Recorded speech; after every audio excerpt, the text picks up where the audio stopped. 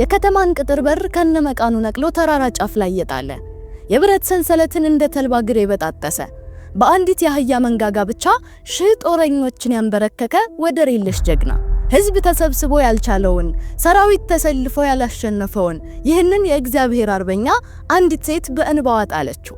መለኮታዊ ኃይሉን ተገፎ አይኑን አጥቶ በጠላቶቹ መዘባበቻ ሆነ። ይህ የኃያሉ መስፍን የሳምሶን እውነተኛ ታሪክ ነው። በስመ አብ ወወልድ ወመንፈስ ቅዱስ አሐዱ አምላክ አሜን። ይህ ይባቤ ሚዲያ ነው። በዚህ መንፈሳዊ ጉባኤ የቤተ ክርስቲያንን ጥልቅ ምስጢር፣ የመጽሐፍ ቅዱስ ታሪኮችና ለሕይወታችን የሚጠቅሙ መንፈሳዊ ቁም ነገሮችን በጥልቀት የምንማማርበት መድረክ ነው። አብራችሁን እስከ መጨረሻው ብትቆዩ በሕይወታችሁ እንደምታተርፉበት ባለሙሉ እምነት ነን። ታላቁ መሪ ኢያሱ ወልደ ነዌ ካረፈ በኋላ በእስራኤል ምድር ላይ አንድ አስፈሪ መንፈሳዊ ባዶነት ተፈጠረ።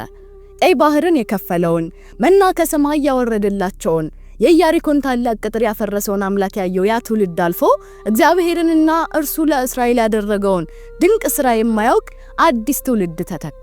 ይህ ትውልድ የሰማዩን አምላክ ትቶ በዙሪያው ወዳሉት አሕዛብ ጣዖታት አዘነበለ። የባዕልንና የአስታሮትን ምስሎች ማምለክ ጀመረ። መንፈሳዊ መታወርና ክህደት ምድሪቱን ሸፈናት። በዚህ የጨለማ ዘመን እስራኤል ንጉሥ አልነበራትም። እያንዳንዱ ሰው በራሱ ፊት መልካም መስሎ የታየውን ያደርግ ነበር። ይህ የውድቀት ዘመን በታሪክ የመሳፍንት ዘመን ተብሎ ይጠራል። መሳፍንት ወይም በዕብራይስጥ ሾፌት ማለት በቤተ መንግስት ዙፋን ላይ ተቀምጠው ግብር የሚያስገብሩና ዘውድ የጫኑ ነገስታት ማለት አይደለም። ይልቁንም ሕዝቡ በኃጢአቱ ምክንያት ለጠላት ተላልፎ ሲሰጥና መከራው ሲበዛበት በንስሐ ወደ ፈጣሪው ሲጮህ እግዚአብሔር ማዳኛ እንዲሆኑ የሚያስነሳቸው በመንፈሱ የተሞሉ ልዩ ተዋጊዎችና ነፃ አውጪዎች ማለት ነው። ይሁን እንጂ እስራኤላውያን ከታሪካቸው መማር አይቻሉም ነበር። ኃጢአት መስራት፣ ለጠላት መገዛት፣ ወደ እግዚአብሔር መጮህ፣ በመሳፍንት አማካኝነት ነፃ መውጣት፣ ከዚያም ደግሞ መስፍኑ ሲሞት መልሶ ወደ ኃጢአት መመለስ። ይህ አሳዛኝ አዙሪት የዘመኑ መገለጫ ሆነ። በመጨረሻም ሕዝቡ እጅግ የከፋ በደል በእግዚአብሔር ፊት ፈጸመ። እግዚአብሔርም የከለላ እጁን አነሳ፣ ታላቅና እጅግ ጨካኝ ለሆነ ጠላትም አሳልፎ ሰጣቸው። እነርሱም ፍልስጤማውያን ነበሩ። ለ40 ተከታታይ ዓመታት የእስራኤል ምድር በፍልስጤማውያን የብረት ጫማ ስር ወደቀች። 40 ዓመት ማለት አንድ ሙሉ ትውልድ ነው። ፍልስጤማውያን በጦር መሳሪያ ጥበባቸው የላቁ፣ በጉልበታቸው የገነኑ፣ ርህራሄ የማይታይባቸው ጨኳኞች ነበሩ። እስራኤላውያን ራሳቸውን መከላከል የሚችሉበት መሳሪያ እንዳይሰሩ የብረት ሰራተኞቻቸውንና አንጥረኞቻቸውን ሳይቀር ነጥቀዋቸው ነበር። ማረስ፣ መዝራት እንዲሁም በነፃነት መኖር እጅግ አሳሳቢ ሆነ። የፍልስጤማውያን ጭቆና አጥንት ድረስ ዘልቆ ገባ።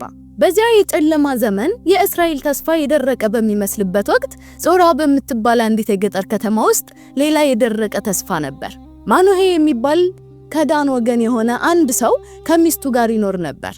ሚስቱ ግን መካን ነበረች። ማህፀኗ ፍሬ አላፈራም። በጥንቱ ዘመን መካንነት እንደ ታላቅ ሐዘንና ውርደት ይቆጠር ነበር። እስራኤል ከነፃነት መካን እንደነበረች ሁሉ የማኑሄም ቤት ከልጅ መካን ሆኖ ዘመናት አለፉ። ነገር ግን እግዚአብሔር የሕዝቡን የባርነት ቀንበር ለመስፈር የመረጠው የጦር ሰራዊት ሰፈርን ሳይሆን ይህንን ጸጥታ የሰፈነበትንና ሐዘን የሞላበትን የማኑሄን ቤት ነበር። አንድ ቀን ማንም ያልጠበቀው ድንገተኛ ብርሃን በዚያች መካን ሴት ሕይወት ውስጥ በራ። የእግዚአብሔር መልአክ ተገልጦ እንዲህ የሚል አስገራሚ የምስራች ነገራት። እነሆ አንቺ መካን ነሽ፣ ልጅም አልወለድሽም፣ ነገር ግን ትጸንሻለሽ፣ ወንድ ልጅም ትወልጃለሽ። ይህ ተራ ብስራት አልነበረም፣ የአንድ ብሔር የነፃነት አዋጅ መጀመሪያ እንጂ። መልአኩ በመቀጠል ለዚህ ልዩ ልጅ መተዳደሪያ የሚሆን ጥብቅ መለኮታዊ ሕግ አወጣላት። ይህ የሚወለደው ሕፃን እንደ ማንኛውም ተራ ሰው መኖር አይችልም ነበር። አሁንም ተጠንቀቂ፣ የወይን ጠጅም ሆነ የሚያሰክር ነገር አትጠጪ፣ እርኩስም ነገር አትቢ። ልጁ ከእናቱ ማፀን ጀምሮ ለእግዚአብሔር የተለየ ናዝራዊ ይሆናልና በእርሱ ላይ ምላጭ አይደርስበትም። እርሱም እስራኤልን ከፍልስጤማውያን እጅ ማዳን ይጀምራል። ናዝራዊነት ራስን ሙሉ በሙሉ ለእግዚአብሔር ዓላማ አሳልፎ የመስጠት፣ ከዓለማዊ ደስታ የመለየትና የቅድስና ኪዳን ነው። የሳምሶን ኃይል የሚመነጨው ከጡንቻው ሳይሆን ከዚህ ከማህፀን ጀምሮ ከተገነባው የናዝራዊነት ኪዳንና ካልተቆረጠ ጸጉሩ ነው። ይህንን የብስራት ዜና የሰማው ማኑሄ ልጁን እንዴት ማሳደግ እንዳለባቸው መመሪያ ለማግኘት ወደ እግዚአብሔር አጥብቆ ጸለየ። ጸሎቱን ተሰማ። መልአኩ ዳግመኛ ተገለጠላቸው። ማኑሄ የላቀ ክብር ለመስጠት ፈልጎ አንድ የፍየል ጠቦት አዘጋጅቶ በዕለቱ መሰዊያ ላይ ለእግዚአብሔር መስዋዕት አድርጎ አቀረበ። በዛች ቅጽበት የሰው ልጅ አእምሮ ሊረዳው የማይችል ታላቅ ተአምር ተፈጸመ። የመስዋዕቱ እሳት ነበልባል ከመሰዊያው ወደ ሰማይ ሲወጣ የእግዚአብሔር መልአክ በነበልባሉ ውስጥ ሆኖ ወደ ላይ አረገ። ማኑሄና ሚስቱም ይህንን መለኮታዊ ክብር ሲያዩ በታላቅ ፍርሃትና አክብሮት በግንባራቸው መሬት ላይ ተደፉ። ያዩት ተራ ሰው ሳይሆን የልዑል አምላክን ክብር መሆኑን አረጋገጡ። እንደተነገረውም ቃሉ ተፈጸመ። ሴቲቱ ጸነሰች፣ ወንድ ልጅም ወለደች። ስሙንም ሳምሶን ብላ ጠራችው። ሳምሶን ማለት እንደ ፀሐይ ወይም የፀሐይ ብርሃን ማለት ነው። በእርግጥም ለዚያ በጨለመው የፍልስጤማውያን የጭቆና ዘመን ሳምሶን ለእስራኤል እንደ ብርሃን ሆኖ ብቅ አለ። ሕፃኑም እያደገ መጣ፣ እግዚአብሔርም ባረከው። ገና በልጅነቱ በጾራና በኤሽታኦል መካከል ባለው የዳን ሰፈር ሳለ የእግዚአብሔር መንፈስ ኃይልንም ሰጠው። የነጻነት አውጪው ታሪክ በይፋ ተጀመረ።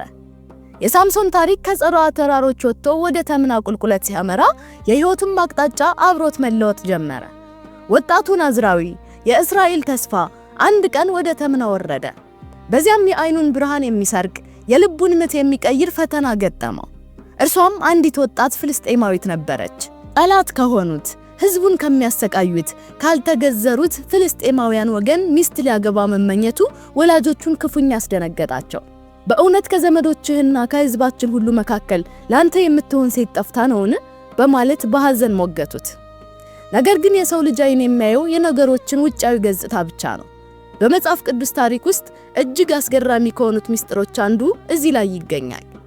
ማኑሄና ሚስቱ ይህ የሳምሶን ግትርነትና ምርጫ ከእግዚአብሔር እንደሆነ አላወቁም ነበር። በዚያን ዘመን ፍልስጤማውያን እስራኤልን በጭካኔ ይገዙ ስለነበር እግዚአብሔር በሳምሶን ድክመት ውስጥ ሳይቀር አልፎ በፍልስጤማውያን ላይ የጥፋት ምክንያት ይፈልግ ነበር። መለኮታዊ ዕቅድ የሰውን ልጅ ድክመት ሳይቀር ለዓላማው መፈጸሚያ ሊጠቀምበት ይችላልና። ወደ ተምና በሚወስደው መንገድ ላይ ሳምሶን የመጀመሪያውን ታላቅ የኃይል ፈተና ገጠመው። ወደ ተምና የወይን አትክልት ስፍራ ሲደርስ ድንገት አንድ የአንበሳ ደቦል እያገሳ መጣበት። በዚያች የሞትና የሕይወት ሽሚያ ቅጽበት የሳምሶን የሰውነት ጡንቻ አልነበረም የረዳው። ይልቁንም የእግዚአብሔር መንፈስ በኃይል ወረደበት። በእጁ ምንም አይነት የጦር መሳሪያ አልነበረውም።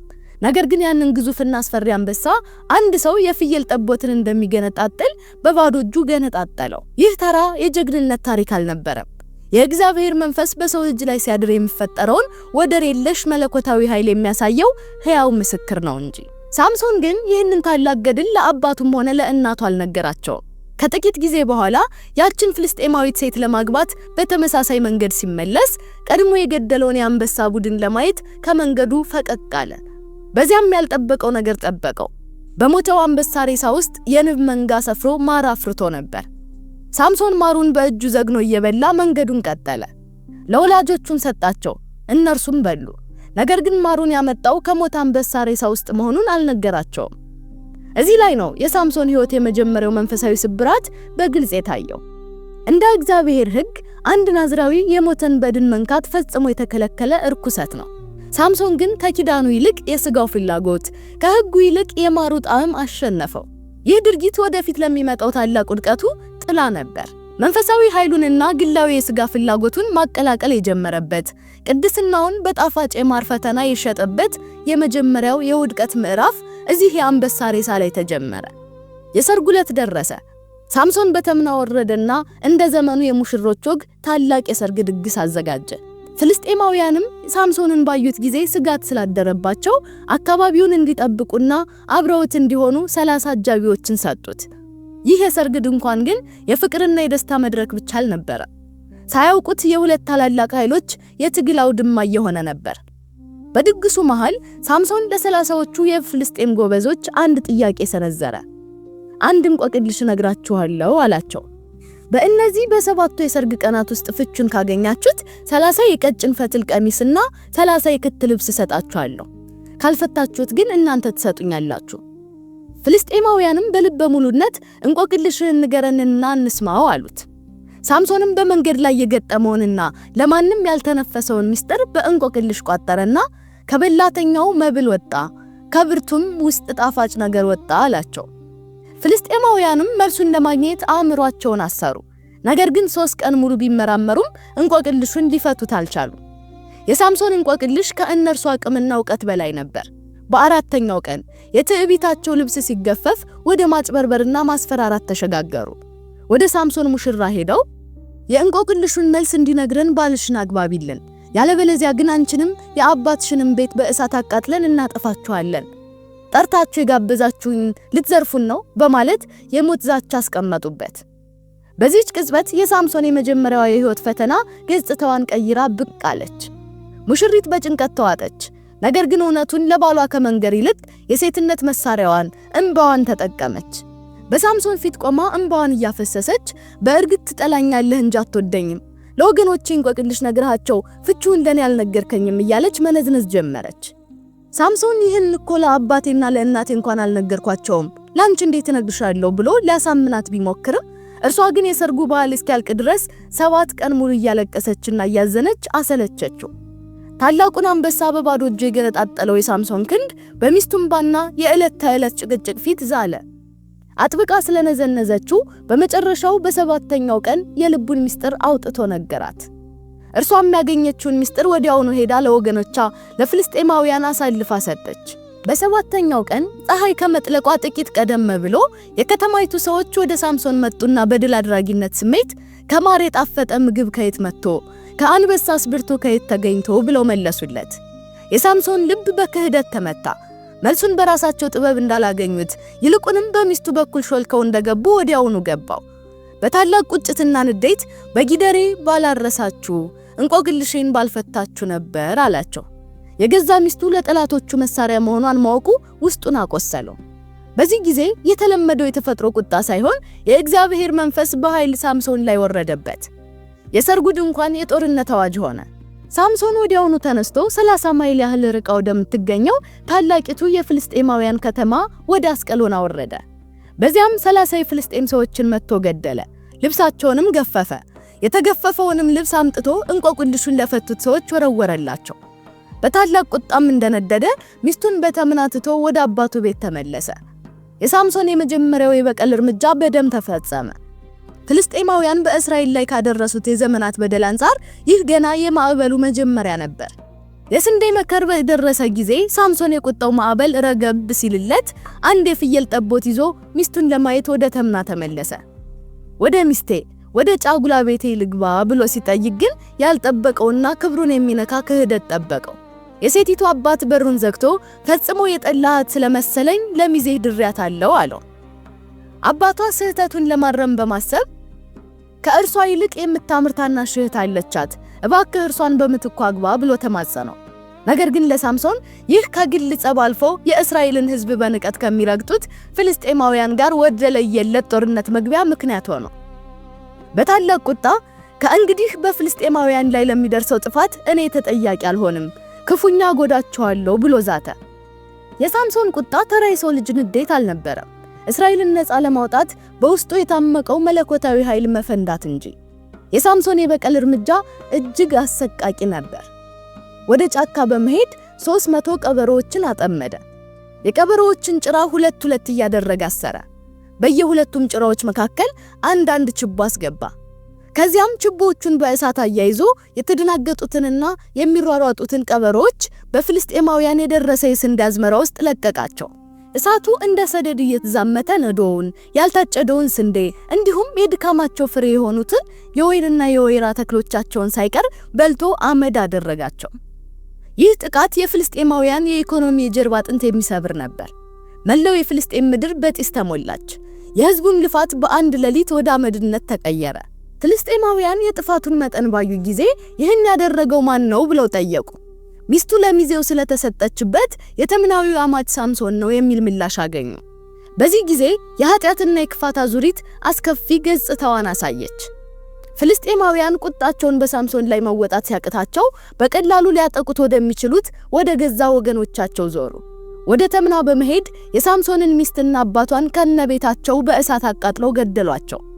ያቺ ምስኪን ሴት በሰርጓ ዕለት በእሳት እናቃጥልሻለን የሚለውን የፍልስጤማውያን ዛቻ ፈርታ ባሏን ብትከዳም መጨረሻዋ ግን ያው የፈራችው እሳት ሆነ።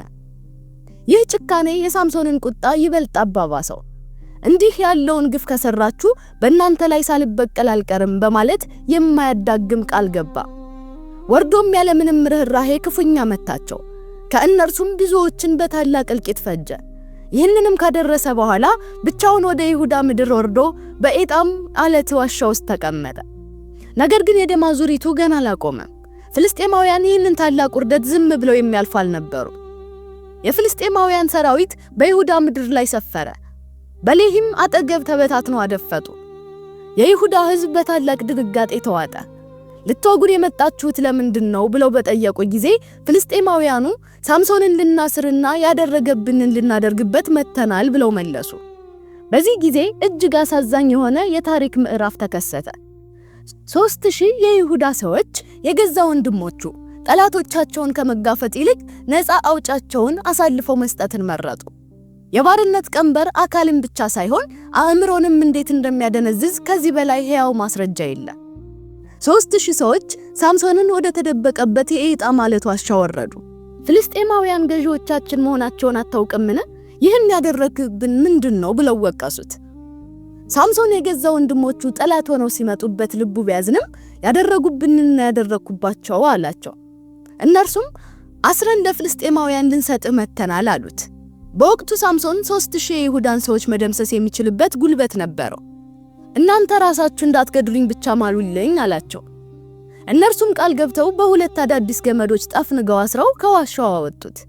ሳምሶን ታስሮ ሌሂ ወደ ተባለው ስፍራ ሲደርስ የፍልስጤም ሰራዊት በድል አድራጊነት ስሜት እየጮኸ ወደ እርሱ ተመመ። በዛች ቅጽበት የእግዚአብሔር መንፈስ በሳምሶን ላይ ኃይልን አደረገ። በክንዱ ላይ የነበሩት አዳዲስና ጠንካራ ገመዶች እሳት እንደነካው የተልባ እግር ፈትል ሆኑ። ማሰሪያዎቹም ከእጁ ላይ ሟምተው ወደቁ። በአቅራቢያው ገና ያልደረቀ የአንዲት አህያ መንጋጋ አየ። እጁን ዘርግቶ አነሳው። ምንም አይነት የጦር መሳሪያ ባልነበረው በዚያ ባዶ ሜዳ ያቺ የአህያ መንጋጋ በእግዚአብሔር መንፈስ በተሞላው የሳምሶን እጅ ውስጥ ሆና ወደሚያስፈራ የጥፋት መሳሪያነት ተቀየረች። ወደ ጠላቶቹ መሃል በመግባት ታላቅ እልቂት አደረሰ። በአንዲት የአህያ መንጋጋ ብቻ 1000 ፍልስጤማውያንን ፈጀ። ያ በድል ጩኸት የመጣው ሰራዊት በደም ማጥ ውስጥ ተዘረረ። ሳምሶንም በታላቅ የድል ስሜት በአህያ መንጋጋ 1000 ሰው ዘራሪ፣ በአህያ መንጋጋ 1000 ሰው አነባባሪ ብሎ ፎከረ። ይህንን ተናግሮ እንዳበቃ የአህያዋን መንጋጋ ከእጁ ወርውሮ ጣለ። ያም ስፍራ ራማት ሌሂ ተብሎ ተጠራ። ነገር ግን ከዚህ ታላቅ ድል በኋላ ሳምሶን እጅግ ደከመ፣ በጽኑም ተጠማ። በዚያ በበረሃ መካከል የሚጠጣው ምንም ነገር አልነበረም። ታላቁ ጀግና በውሃ ጥም ሊሞት ሆነ። የሰው ልጅ የቱንም ያህል ብርቱ ቢሆን ያለ ፈጣሪው እርዳታ ከንቱ መሆኑን የተረዳበት ቅጽበት ነበር። ወደ እግዚአብሔርም አጥብቆ ጮኸ። እነሆ ለአገልጋይህ ይህን ታላቅ ድል ሰጠኸው፣ ታዲያ አሁን በውሃ ጥም ልሙትን? እንዴትስ በእነዚህ ባልተገዘሩ ፍልስጤማውያን እጅ ልውደቅ ብሎ ጸለየ። እግዚአብሔርም የጀግናውን ጩኸት ሰማ። በሌሂ ያለውን አለት ሰነጠቀው። ከአለቱም ውስጥ ጥርት ያለ ውሃ ፈለቀ። ሳምሶንም ጠጥቶ ነፍሱ ተመለሰች፣ መንፈሱም ታደሰ። ያም ድንቅ የውሃ ምንጭ እስከዛሬ ድረስ አይነቆሬ ወይንም የሚጮኸው ሰው ምንጭ ተብሎ ይጠራል። ሳምሶንም በፍልስጤማውያን ዘመን በእስራኤል ላይ ለ20 ዓመታት ፈራጅ ሆነ። ሳምሶን በፍልስጤማውያን ምድር ላይ እንደ አውሎ ንፋስ እየተመላለሰ 20 ዓመታት አለፉ። አንድ ቀን ጠላቶቹን ለመናቅም ይሁን በድፍረት ወደ ዋና ከተማቸው ወደ ጋዛ ገባ። የጋዛ ሰዎችም ሳምሶን እዚህ ነው የሚል ወሬ ሲሰሙ ከተማይቱን ዘጉ። በማለዳ እንገድለዋለን ብለው በከተማይቱ ቅጥር በር ላይ አድፍጠው ጠበቁት። ፍልስጤማውያን ታላቁን ጠላታቸውን በመጨረሻ በወጥመድ ውስጥ ያስገቡት መስሏቸው ነበር። ነገር ግን ሳምሶን የተኛው እስከ እኩለ ሌሊት ብቻ ነበር። በድቅድቅ ጨለማ ተነስቶ ጠላቶቹ አድፍጠው ወደሚጠብቁበት የከተማይቱ ዋና በር ሄደ። በሩን መክፈት አላስፈለገውም። ይልቁንም የከተማይቱን ቅጥር በር ከሁለት መቃኖች ከመወርወሪያውና ከማያያዣው ጭምር በኃይል ነቃቅሎ አነሳው። ያንን ግዙፍ የብረትና የእንጨት ክምር በትከሻው ላይ አድርጎ ኬብሮን ፊት ለፊት ወደሚገኘው ኮረብታ ጫፍ ድረስ ተሸክሞት ወጥቶ በዚያ ጣለው። ይህ ድርጊት ወደር የለሽ የጉልበት ማሳያ ብቻ ሳይሆን የፍልስጤማውያንን ኃይል ጥበቃና ኩራት ገፎ እርቃኑን ያስቀረ ታላቅ መዘባበቻ ነበር። ከተማዋ በሯን ተነጥቃ ስትነጋ የሳምሶን ኃይል ከሰው ልጆች አቅም በላይ መሆኑን ፍልስጤማውያን በድጋሚ ያረጋገጡ። ሆኖም የጋዛን የብረት በሮች የሰበረው የሳምሶን ክንድ የገዛ ልቡን ምኞት ግን መግታት አልቻለም። የውድቀቱ መጀመሪያ የተጠነሰሰው በጦር ሜዳ ሳይሆን ሶሬቅ በምትባል ውብ ሸለቆ ውስጥ ነበር። በዚያም ደሊላ የምትባል አንዲት ሴት አየ። ነፍሱም አጥብቃ ወደደቻት። ሳምሶን ከጠላቶቹ ጦር ይልቅ የደሊላ ፈገግታ፣ ከሰንሰለት ይልቅ የፍቅር ጥማት አሸነፈው። የሳምሶንን ጡንቻ በጦር መቋቋም ያቃታቸው የፍልስጤም ገዢዎች አሁን ደካማ ጎኑን አገኙ። ልቡን በከፈተላት ሴት በኩል ሊገቡበት ወሰኑ። የፍልስጤማውያን ገዢዎች በሚስጥር ወደ ደሊላ መጡ። እርሱን አስረን በቁጥጥራችን ስር በመዋል እንዴት ልናሸንፈው እንደምንችል የብርታቱንም ታላቅ ሚስጥር ምን እንደሆነ እንዲያሳይሽ አባቢው አሏት። ይህንን ካደረገችም እያንዳንዳቸው 1100 ጥሬ ብር ሊሰጧት ተስማሙ። ይህ 5 ገዢዎች ሲያዋጡት በዘመኑ እጅግ በጣም ግዙፍና የሰውን አእምሮ የሚያስት ታላቅ ሀብት ነበር። ገንዘብ የደሊላን ልብ አወረው። የፍቅር ቃሏም ወደ ሞት ወጥመድነት ተቀየረ። በአንዲት ሴት እቅፍ ውስጥ የእስራኤል ታላቅ ተስፋ የሆነው የሳምሶን ታሪክ ወደ መጨረሻው የውድቀት ምዕራፍ ማዝገብ ጀመረ። የብርታቱን ሚስጥር ለማወቅ ቆርጣ የተነሳችው ደሊላ የሞት ወጥመዷን መዘርጋት ጀመረች። የብርታትህ ታላቅነት ሚስጥር ምንድነው? አንተን አስሮ ለማሸነፍ ምን ማድረግ ይቻላል? በማለት በስስት ጠየቀችው። ሳምሶንም የሞት ድግስ እየተደገሰለት መሆኑን ባለማወቅ ወይንም በኃጢአት ስካር ስለደነዘዘ በሶስት የተለያዩ ውሸቶች አታለላት። መጀመሪያ ባልደረቀ 7 እርጥብ ጠፈር ብታስሪኝ አላት። ቀጥሎ ስራ ላይ ባልዋለ አዲስ ገመድ አላት። ሶስተኛ ጊዜ ደግሞ ወደ እውነተኛው ሚስጥር በመጠጋት የራሴን ጸጉር 7 ቆንደላዎች ከድር ጋር ብትጎነጉኙ አላት። ሶስቱንም ጊዜ ፍልስጤማውያን በጓዳ አድፍጠው ነበር። ሳምሶን ፍልስጤማውያን መጡብህ ብላ ስትጮህ ማሰሪያዎቹን እንደ ሸረሪት ድር በጣጠሳቸው። ነገር ግን የክፋት አሰራር በቀላሉ ተስፋ አይቆርጥም። ደሊላ ትልቁን የሴትነት መሳሪያዋን ተጠቀመች። ስሜታዊ ማስገደድና እንባ። ሳትታመነኝና ልብህን ሳትከትፍትልኝ እንዴት እወድሻለሁ ትለኛለህ? ስታታልለኝ ይህ 3ኛ ጊዜህ ነው በማለት የዕለት ተዕለት ጭቅጭቅ ጀመረች። መጽሐፍ ቅዱስ በሕይወት መኖሩን እስኪጠላ ድረስ ዕለት በዕለት መጨቃጨቅ አሰለቸችው ይላታል።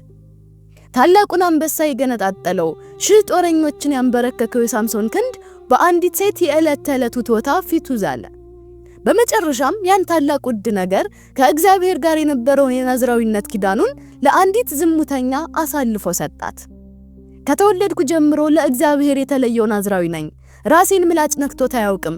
ጸጉሬ ቢላጭ ግን ኃይሌ ተለይቶኝ እንደማንኛውም ሰው ደካማ ሆናለሁ ብሎ የልቡን ሚስጥር ዘረገፈላት። ደሊላ ድል እንዳደረገች አወቀች። የፍልስጤም ገዢዎችን ጠርታ ሳምሶንን በጭኗ ላይ አስተኝታ እንቅልፍ እንዲወስደው አደረገች። መለኮታዊ ኃይል ያረፈበት ያ የናዝራዊት ጸጉር ተራጨ። ሳምሶን ፍልስጤማውያን መጡብህ ስትለው ከእንቅልፉ ነቅቶ እንደ ወትሮ አደርጋለሁ ብሎ እግዚአብሔር እንደተለየው አላወቀም ነበር። የኃጢአት አደንዛዥነትና ሳዋሪነት ውጤቱ አሁን ገሃድ ወጥቷል። ገና በአካል አይኑን ሳያወጡት ሳምሶን በመንፈሳዊ ሕይወቱ ታውሮ ነበርና አሁን ደግሞ ጠላቶቹ የሥጋ አይኖቹን አወጡት። የእስራኤል ብርሃን የነበረው ተራራ ያንቀጠቀጠው የኃያላን ኃያል በጋዛ ግዞት ቤት በናሳ ሰንሰለት ታስሮ በጨለማ ውስጥ እንደ ከብት እህል እንዲፈጭ ተደረገ። ኃጢአት ጣፋጭ መስሎ ረጅም ርቀት ያስኬዳል። ነገር ግን በመጨረሻ ልንከፍል ካሰብነው በላይ እጅግ አሳዛኝ ዋጋ ያስከፍለናል። የፍልስጤማውያን ገዢዎች በታላቁ ጠላታቸው መውደቅ ልባቸው በኩራት ተሞልቶ ለአማልክቶቻቸው ለዳጎን ታላቅ መስዋዕት ለማቅረብ ተሰበሰቡ። ያ ግዙፍ የጣዖት ቤት በሺዎች በሚቆጠሩ ወንዶችና ሴቶች ተጨናንቆ ነበር። ጣሪያው ላይ እንኳን 3000 ያህል ሰዎች ነበሩ። በድል አድራጊነት ስሜት አምላካችን ምድራችን ያጠፋውንና ብዙዎቻችንን የገደለውን ጠላታችንን ሳምሶንን በእጃችን አሳልፎ ሰጠን እያሉ በአንድ ድምጽ ጮሁ። በስካርና በፌዝ መንፈስም ተሞልተው እንዲያጫውተንና እንድንዘባበትበት ሳምሶንን አምጡት ብለው አዘዙ። የእስራኤል ታላቅ ጀግና የነበረው ሳምሶን አይኖቹ ጠፍተው በሰንሰለት ታስሮ ማሾፊያ ሊሆን በጠላቶቹ ፊት ቆመ። ነገር ግን በዚያ የድል ጩኸትና ፌዝ መሃል ጠላቶቹ ያላስተዋሉት አንድ ጸጥ ያለ ሚስጥር ነበር። በጨለማው የግዞት ቤት ውስጥ በስቃይና በባርነት እህል ሲፈጭ የሳምሶን ልብ ወደ አምላኩ ተመልሶ ነበር። የንስሐውም ሕያው ምልክት የሆነው የተላጨ ጸጉሩ ቀስ በቀስ ማደግ ጀምሮ ነበር። እግዚአብሔር ከሳምሶን ጋር የነበረውን ኪዳን ሙሉ በሙሉ አልረሳውም ነበር። እያሾፉበት ወደ ቤተ ጣዖት መካከለኛ ምሰሶች ሲያመጡት ሳምሶን እጁን ይዞ ለሚመራው ብላቴና ደክሞኛል፣ ቤተ ጣዖቱን ደግፈው ወደ ያዙት ምሰሶች አስጠጋኝና ልደገፋቸው አለው። በዚያች ቅጽበት የሥጋ አይኑ ብርሃን የጠፋው ሳምሶን የልቡ አይን ግን ከምን ጊዜውም በላይ በራ። የሰው ልጅ ጥንካሬው ከፈጣሪው መሆኑን በሚገባ ተረድቶ ወደ እግዚአብሔር እንዲህ ሲል ከልቡ አጥብቆ ጸለየ። ልዑል እግዚአብሔር ሆይ አስበኝ፣ አምላክ ሆይ እባክህ አንድ ጊዜ ብቻ ብርታት ስጠኝና ስለጠፉት አይኖቼ ፍልስጤማውያን አንድ ጊዜ ልበቀላቸው። ጸሎቱ የንስሐ የትህትናና ራሱን አሳልፎ የመስጠት ጸሎት ነበር። ከዚያም ቀኝና ግራ እጆቹን ቤቱን ደግፈው በያዙት በሁለቱ ግዙፍ ምሰሶች ላይ አሳርፎ ከፍልስጤማውያን ጋር አብሬ ልሙት በማለት አምላኩ በሰጠው ወደር የለሽ ኃይል ምሰሶቹን በሙሉ ኃይሉ ገፋቸው። ያ ሰማይ ጠቀስ የጣዖት ቤት በገዢዎችና በውስጡ በነበሩት ሺዎች ላይ በታላቅ ድምጽ ተደረመሰ። የፌዙ ጩኸት በሞት ጸጥታ ተዋጠ። በዚያች የመጨረሻ ቅጽበት ሳምሶን በሕይወት ዘመኑ ካጠፋቸው ይልቅ በሞቱ የደመሰሳቸው ጠላቶቹ በዙ። መለኮታዊ ዓላማ ግቡን መታ። የእስራኤልም ታላቁ ነፃነት በጀግናው መስዋዕትነት ተረጋገጠ። ወንድሞቹና ቤተሰቦቹም መተው ሬሳውን ወስደው በአባቱ በማኑሄ መቃብር በክብር ቀበሩት። የሳምሶን ታሪክ እዚህ ላይ ሲያበቃ ታሪኩ ጥሎልን የሚያልፈው እጅግ ጥልቅ የሆነ መንፈሳዊ እውነትና የሕይወት ትምህርት አለ። ይህ ታሪክ የጡንቻና የጉልበት ብቻ ሳይሆን መለኮታዊ ኃይልና የሰው ልጅ ድክመት እንዴት እንደሚፋለሙ የሚያሳይ ሕያው መስታወት ነው። የሳምሶን እውነተኛው ውድቀት የተጀመረው ጸጉሩ ሲላጭ ወይንም አይኑ ሲወጣ አልነበረም። የሥጋ አይኖቹ ከመጥፋታቸው ከረጅም ጊዜ በፊት ሳምሶን በመንፈሳዊ ሕይወቱ ታውሮ ነበር። ከሞተው አንበሳ ሬሳ ማር ሲበላ የእግዚአብሔርን ኪዳን ትቶ የልቡን የሥጋ ፍላጎት ሲከተል እያየ ያለው እውር ሆኖ ነበር። ኃጢአትና የዓለም ፈተና ልክ እንደ ደሊላ በጣፋጭ ቃላት በማባበልና በሚያጓጓ ጸጥታ ትመጣለች። ቀስ በቀስ እያደነዘዘች መንፈሳዊ ንቃታችንን እየወሰደች የፈጣሪን ኃይል ከኛ ላይ ትገፋለች። የኃጢአት አሳዋሪነት ተጽዕኖ ልንሄድ ካሰብነው መንገድ በላይ እጅግ ሩቅ ያስኬደናል። ልንከፍል ካሰብነው ዋጋ በላይ እጅግ ውድ ዋጋ እንቆ ያስከፍለናል። ዛሬስ እኛ የት ነን? ምናልባት እንደ ሳምሶን መለኮታዊ ጥሪና ጸጋ ያለን፣ ነገር ግን በዘመናችን ደሊላዎች በሱስ፣ በማህበራዊ ሚዲያ ስርዓት፣ በዓለማዊ ምኞት ወይንም በተስፋ መቁረጥ አረንቋ ውስጥ ታስረን ይሆን? ሳምሶን የተሸከመው ያ ሁሉ አስደማሚ ኃይል የራሱ ሳይሆን የፈጣሪው ነበር። እኛም በራሳችን ጉልበት፣ በራሳችን ጥበብ ብቻ የሕይወትን ፈተና ማሸነፍ አንችልም። መንፈሳዊ ማንነታችን ሲላጭ ልክ እንደ ማንኛውም ሰው ደካሞች እንሆናለን። ሆኖም የዚህ ታሪክ እጅግ አስደናቂው ልብ የሚነካው ክፍል የሚገኘው በመጨረሻው ምዕራፍ ላይ ነው። መጽሐፍ ቅዱስ በራሱ ላይ የተላጨው ጸጉሩም እንደገና ማደግ ጀመረ ሲለን ታላቁን የእግዚአብሔርን የምሕረት በር ያሳየናል። ሳምሶን ሁሉንም ነገር አጥቶ ክብሩ ተገፎ በጠላቶቹ መዘባበቻ ሆኖ በግዞት ቤት ጨለማ ውስጥ ወድቆ ሳለ እንኳን ፈጣሪው አልተወውም። በመጨረሻው ሰዓት በተሰበረ ልብና በትህትና ሆኖ አምላክ ሆይ እባክህ ማልረኝ፣ እባክህ አስበኝ ብሎ ሲጸልይ እግዚአብሔር የንስሐ ጩኸቱን ሰማው። ምንም እንኳን በድክመታችን ብንወድቅም ሕይወታችን ቢሰበርም በንስሐ ወደ ፈጣሪያችን ስንመለስ እርሱ ጸሎታችንን ይሰማል። አምላካችን በብርሃንና በቤተ መቅደስ ብቻ ሳይሆን በጨለማው የግዞት ቤታችን በውድቀታችንና በስብራታችን ውስጥ አብሮን ሲሆን ከወደቅንበት ሊያነሳን ታማኝ ነው። እግዚአብሔር ማንም የሰው ልጅ እንከን አልባ ሆኖ ሳይሆን በሰው ልጅ ድክመት ውስጥ አልፎ የራሱን ታላቅ የማዳን ዓላማ ከዳር ያደርሳል። የተሰበረውን ይጠግናል፣ ያጣነውን ኃይል ይመልስልናል፣ በመጨረሻም በመንፈሳዊ ነፃነት እንድንቆም ያደርገናል። እስከዛሬ የዚህ ቻናል ቤተሰብ ካልሆናችሁ አሁኑኑ ሰብስክራይብ ማድረግዎን አይዘንጉ። በቀጣይ በሌላ ቪዲዮ እስከምንገናኝ ቸርን ሰንብት።